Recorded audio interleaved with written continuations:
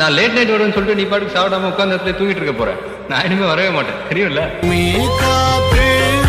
ஆகாசம் போல வாழும் பாசம்